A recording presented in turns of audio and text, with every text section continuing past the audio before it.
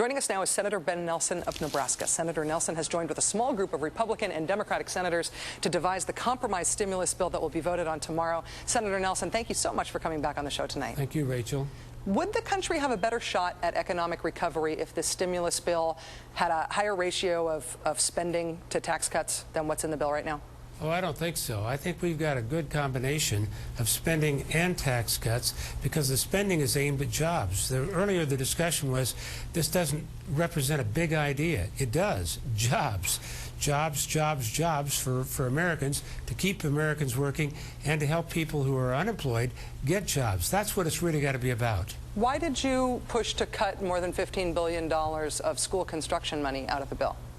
Well, the Republicans who are looking to join with us have an aversion to federal money going for that kind of a program.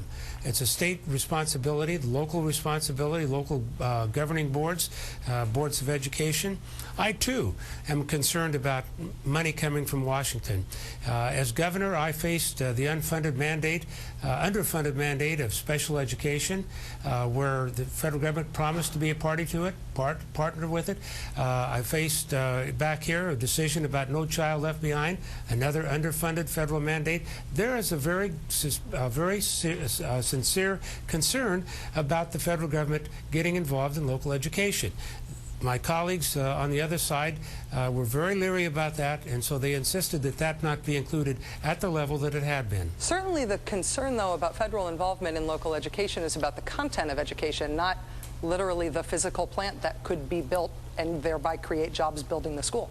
Well, my concern is that once they get involved, they may not be about education, but they tell you what you've got to do with No Child Left Behind or with special education, and then you don't get the money that goes along with it, and you have to take money from your own budget in order to fulfill the obligations that are passed on to local schools. But that's really part of the issue. The other part of the issue is there are $66 billion of federal money going back to local schools and to governors for education. That's 1.5 times the budget of the U.S. Department of Education. So while the new money that's going to education may not be at the level that it was originally talked about in the House version, it is a sizable amount of money. $100 billion if you count the stimulus package of $66 billion, and you have the omnibus budget bill that's going to go through shortly. $100 billion is a lot of money in any state when you look at it. And certainly when you compare the prospect of doing nothing to what we're doing, it looks like we're doing a lot. But the reason I was really looking forward to talking to you tonight is because you had said that you would probably vote against the stimulus if changes weren't made, and then the changes that you've argued for are changes that I think make the stimulus plan less stimulative. I mean, I think that there's the school construction issue. I'll just raise one other. $40 billion in aid to states you took out of this. I mean, the president addressed that tonight when he talked about firefighters and police officers and other state jobs, state-funded jobs that will go away if there isn't enough state funding to hold on to them. That's almost pure stimulus, isn't it? There are $200 billion within this stimulus package that will go to states. That's a lot of money. It's not as much as originally, if you will, in the original package, but nobody's cutting anybody here.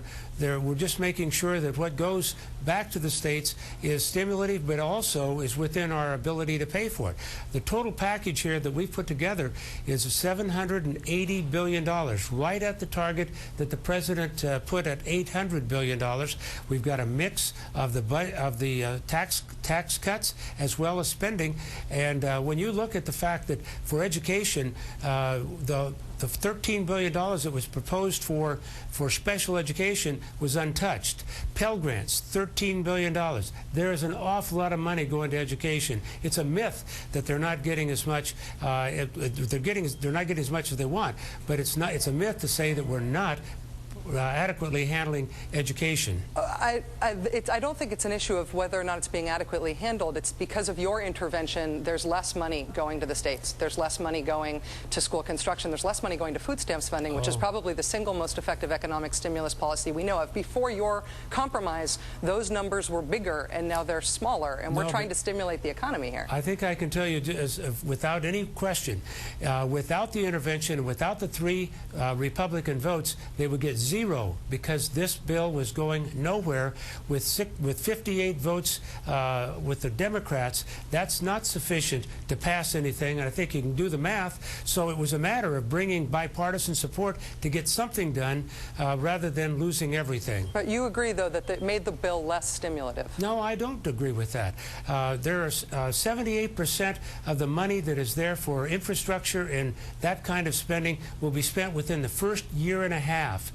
There is stimulus. There is broadband. There's the electricity grid, and there's all the construction for bridges, roads, highways, and for sewer projects. There's a lot of stimulus in the package that was untouched. So I think it is stimulative. And yes, we want to make sure that teachers continue to work, that you don't lose teachers if we can keep them working. We don't want to have class size become a bigger problem and a bigger issue for us. But when you look at $100 billion going to education, it's pretty hard to say that that's not a good jolt for the economy. Senator Nelson, I'm in trouble already on time. I just have to ask you one last question. If Republicans choose to filibuster this, and if you don't have 60 votes, do you think that Republicans should have to stand on the floor of the Senate and talk this through and not have a technical filibuster, but have to stand there and read the phone book and make it clear to the American public why they're standing against this? Well, you know, I don't think they're going to, because I think we do have 61 votes. We had 61 votes today. I think we'll have 61 votes tomorrow. If we hadn't put this package together, we wouldn't be voting on this tomorrow, I can assure you. And the president wants it timely, targeted, and temporary. And that's exactly what we're attempting to do here. Senator Ben Nelson, Democrat of Nebraska, I feel like I understand the political argument. I don't agree with you all on the policy, but I get that you did it for political reasons, and I really appreciate you coming on this show to talk about it tonight, particularly knowing that I disagree. Thank you, sir. Thank you. President Obama is